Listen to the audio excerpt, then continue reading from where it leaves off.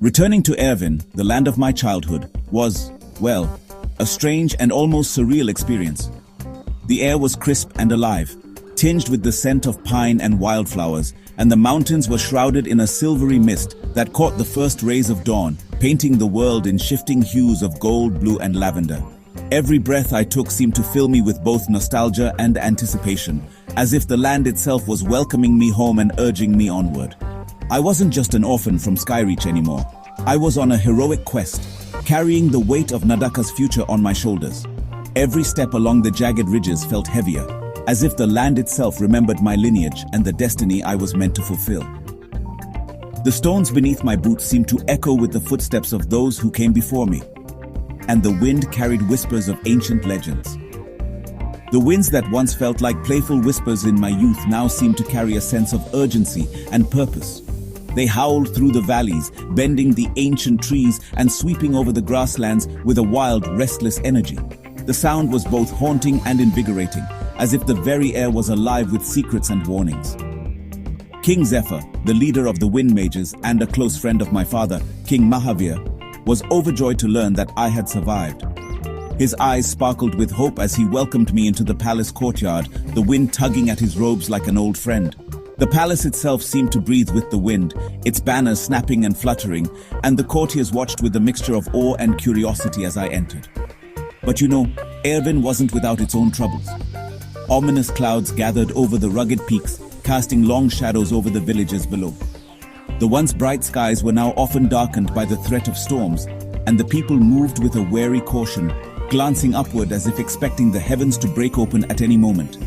The winds had become, honestly, erratic and violent, making travel between the high plateaus super treacherous and isolating the communities from one another.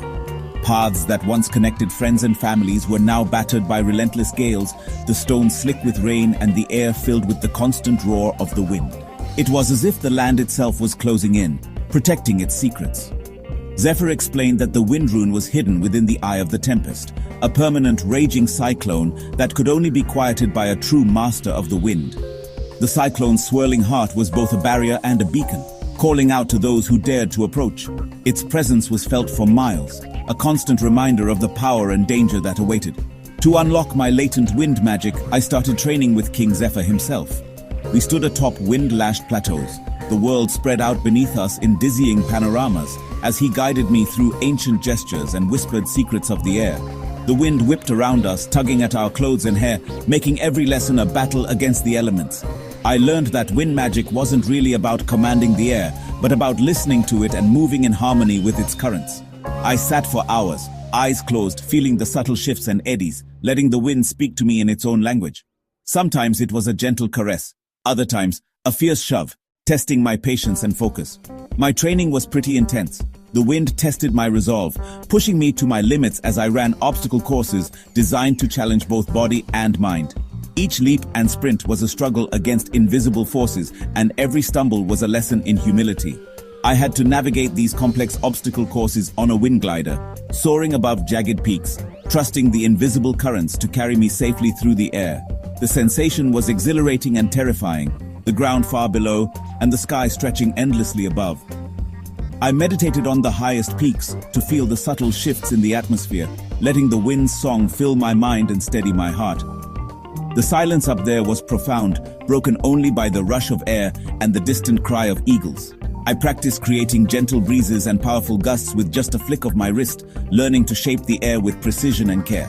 Each movement was a dance, a conversation with the wind, and I began to sense its moods and intentions. Lyra, already a skilled wind mage, trained right alongside me, and our friendly rivalry pushed us both to become stronger.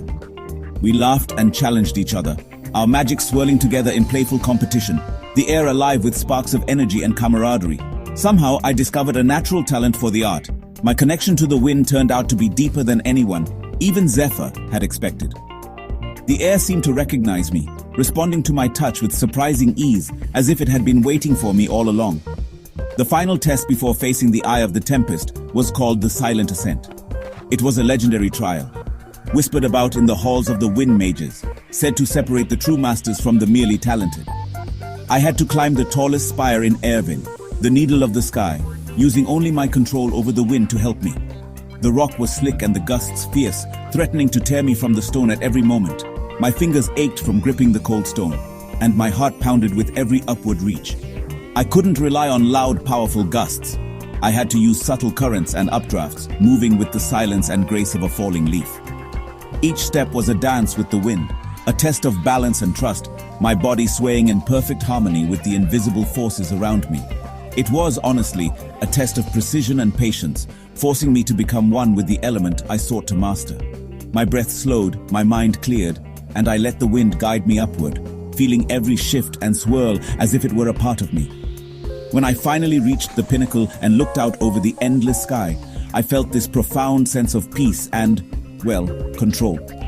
The world stretched out beneath me, silent and serene, the wind now an ally rather than an adversary. The clouds drifted below, and the sun bathed everything in a golden light.